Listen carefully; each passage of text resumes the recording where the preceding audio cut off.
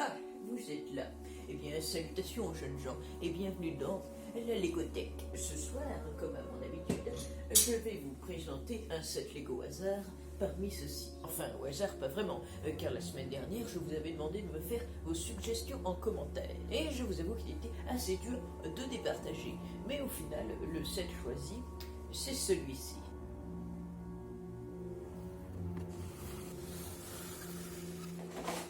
Ah, ça me rappelle l'époque où je regardais la télé en mangeant mes céréales au goûter. J'avais 56 ans à l'époque.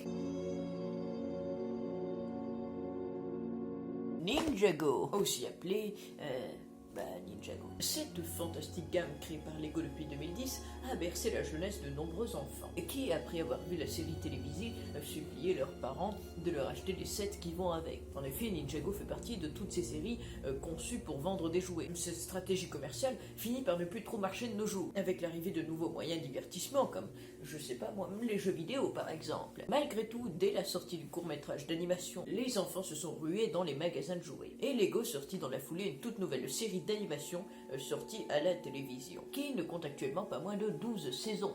C'est vous dire. Lego a d'ailleurs voulu essayer de reproduire le même succès en 2013 avec Lego Chima, une toute nouvelle gamme, elle aussi accompagnée de sa série d'animation. Mais malheureusement, elle s'est arrêtée assez tôt, en 2015, contrairement à Ninjago, qui, même si la série ne connaît plus le même succès qu'à ses débuts, fonctionne toujours avec des bénéfices quand même très satisfaisant. Mais revenons à notre modèle. Alors, c'est un ensemble Legacy de 2019. Legacy est en quelque sorte une sous-gamme de la gamme Ninjago, qui, un peu comme la gamme 20e anniversaire Lego Star Wars, reprend des anciens modèles de la gamme plus ou moins emblématiques afin de les rééditer dans des versions plus détaillées. Les 8 modèles sortis cette année-là ne servent pas seulement à réveiller la nostalgie des fans de l'époque, mais permettent également de corriger les défauts des anciens modèles. Et pourquoi pas nous fournir quelques exclusivités, comme des personnages ou monuments vus dans la série mais jamais sortis en boîte. Comme moi. Le packaging de la boîte n'est pas sans rappeler celui de 2011, avec le visage de Kai, le ninja rouge en haut à droite. Sur le côté, on retrouve la représentation d'un ninja avec son arme élémentaire. Et c'est ainsi sur toutes les autres boîtes, afin de collectionner les autres ninjas une fois toutes les boîtes achetées. Sur le devant de chaque boîte, on peut voir un petit logo avec la saison auquel le set se rapporte. Ici, la saison 2, symbolisée par un serpent. Il y a aussi un QR code à scanner afin de visionner une petite vidéo montrant les moments forts du véhicule dans la série animée. Et si Pack Doc Lego a bien fait son travail, tout y est pour que les fans des célèbres ninjas vident leur portefeuille. Et bien maintenant, si vous le permettez, passons à la construction. Je précise une nouvelle fois qu'il s'agit ici d'un set reconditionné, trié par sachet et rangé dans sa boîte d'origine par mes soins. Et pendant que vous visionnez ce petit speed build, voici un petit cours d'histoire. La légende de Ninjago était à l'origine un film d'animation d'une 40aine de minutes créé par Lego dans le but de promouvoir leur toute nouvelle gamme Lego Ninjago.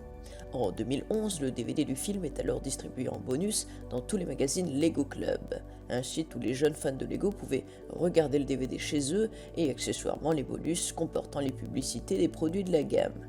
Le film est centré sur Kai, un jeune forgeron à qui une armée de squelettes maléfiques lui ont enlevé sa sœur. Afin d'aller la secourir, il rencontre un vieux maître ninja, Sensei Wu, qui l'emmène à son monastère afin de l'entraîner à devenir un ninja. Il fait donc la rencontre de 3 autres disciples, chacun des 4 ninjas possède des pouvoirs élémentaires. Kai le ninja du feu, Zane le ninja de la glace, Jay le ninja de la foudre et Cole le ninja de la terre. Il y a également une prophétie racontant qu'il existe 4 armes d'or cachées et protégées par des dragons élémentaires, et ce seraient les squelettes qui seraient à leur recherche pour les donner au seigneur Lord Garmadon, un être vivant dans le monde des ténèbres voulant rassembler les 4 armes afin d'être surpuissant et de régner sur le monde. Vous vous imaginez bien qu'après de nombreuses péripéties, nos ninjas parviennent à trouver toutes les armes d'or, se les appropriant en fonction de leurs éléments, et par la même occasion domptèrent les 4 dragons. Bref, on a quand même le droit à une petite bataille finale dans le monde des ténèbres entre Garmadon et Sensei Wu, et au final le méchant arrive à s'échapper, mais il promet qu'il reviendra car il y a encore plein d'autres sets à acheter à l'avenir, ne partez pas les enfants. Bref, la gamme fut un succès, et c'est ainsi qu'est arrivée à la télévision la série animée Ninjago Master of the Spinjitzu, dès l'année suivante. La première saison met en scène les mêmes ninjas, mais Kai n'est plus la vedette, car un nouveau arrive dans l'équipe, le ninja vert Lloyd, qui n'est autre que le fils de Garmadon. Les squelettes ont cette fois laissé place au serpent, toujours dirigé par Garmadon, qui a désormais 4 bras et qui veut essayer de ramener son fils dans son camp. Et pour ce grand retour des ninjas, Lego y met le paquet car en plus des 14 nouveaux sets commercialisés, on retrouve également 16 toupies, 7 sachets de figurines et 5 polybogues, soit au total 42 nouvelles références en 2012. Cette année fut donc un grand bouleversement dans l'histoire de Lego qui a vu son chiffre d'affaires devenir aussi vert que leur ninja porte-bonheur.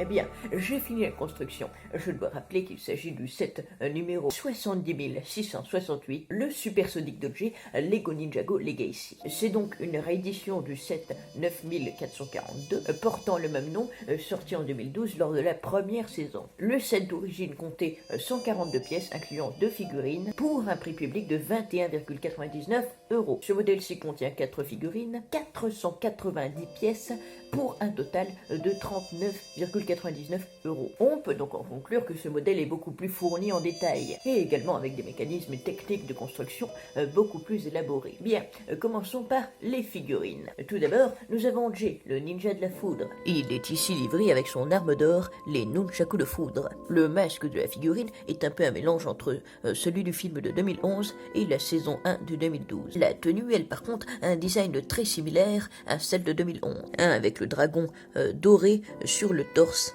et à l'arrière. Les jambes sont également joliment détaillées. Quant à la tête, elle reprend le nouveau design du personnage, apparu pour la première fois dans Lego Ninjago le film, et à partir de la saison 7. Bien que ce set est censé faire partie de la saison 1, la figurine, elle, semble venir tout droit du film pilote. La seconde figurine, c'est Nya. Elle est accompagnée d'une sorte de bâton-lance, et ici présente dans sa version ninja de l'eau. Mais à la saison 1, elle n'était encore que samouraï, et sa tenue de ninja reprend d'ailleurs les codes de celle de 2011, malgré qu'à cette époque, elle ne faisait pas encore vraiment partie de l'équipe. Donc pour moi, cette figurine n'a aucun sens. Mais Lego a décidé de l'inclure car elle fait partie de l'équipe actuelle, et bon, il serait bizarre de l'exclure. Ensuite, nous avons Lacha. Lacha est un guerrier serpent. Il est ici accompagné d'une dague. Il n'est pas du tout exclusif à ce set. En effet, on le retrouve dans beaucoup d'autres sets de la gamme Legacy. La figurine en elle-même est très bien détaillée. Et enfin, pour conclure, voici Pitor. Pitor, soit le dernier des anacondas. Le moule de la tête est le même que celui de l'époque, mais les tampographies sont différentes. En effet, on retrouve beaucoup plus de détails sur la nouvelle version. Là aussi, il n'est pas du tout exclusif, on le retrouve dans le set de l'Ultra Dragon, et il est ici accompagné d'un sceptre. Bien, et à présent, je vous propose de passer au modèle en question. Le Supersonic Doge est un modèle très détaillé, avec un aspect aérodynamique marqué. Esthétiquement, il est très réussi, avec tous ces petits détails, et sa couleur bleue reprenant les traits de son propriétaire. On peut noter les éclairs sur les côtés rappelant l'élément de la foudre et les pièces dorées sur les ailes qui ont déjà été utilisées pour les toupies Ninjago de 2012. Un joli clin d'œil donc. Le moins qu'on puisse dire, c'est que ce modèle n'est pas démuni de fonctionnalité. En effet, les réacteurs à l'arrière peuvent légèrement pivoter, le cockpit s'ouvre afin d'asseoir la figurine et le modèle peut tirer des projectiles. Mais le meilleur est ce petit mécanisme permettant d'ouvrir les ailes à 90 degrés, laissant apercevoir des sabres dorés géants. Un mécanisme digne d'un Transformers. Le set est accompagné d'une petite structure permettant d'accrocher des armes d'or. Permettons d'avoir ici un enjeu facilitant l'imagination des enfants. Ce set est à mon sens à la fois esthétiquement irréprochable et très jouable. Bref, un jouet fort plaisant pour une nouvelle génération d'enfants, ou un souvenir du bon vieux temps pour des fans d'antan. Et voilà, cette vidéo touche à présent à sa fin. Je dois dire que la semaine dernière, vous m'avez fait beaucoup de propositions, et il était difficile pour moi de décider quel set présenter. Donc, pour me simplifier la tâche, en fin de vidéo, vous aurez le choix entre 2 propositions. Vous pourrez ainsi m'indiquer votre préférence en commentaire. Allez, et moi je vous dis à la semaine prochaine pour un nouvel épisode. Et d'ici là, mangez pas trop de confiserie les enfants.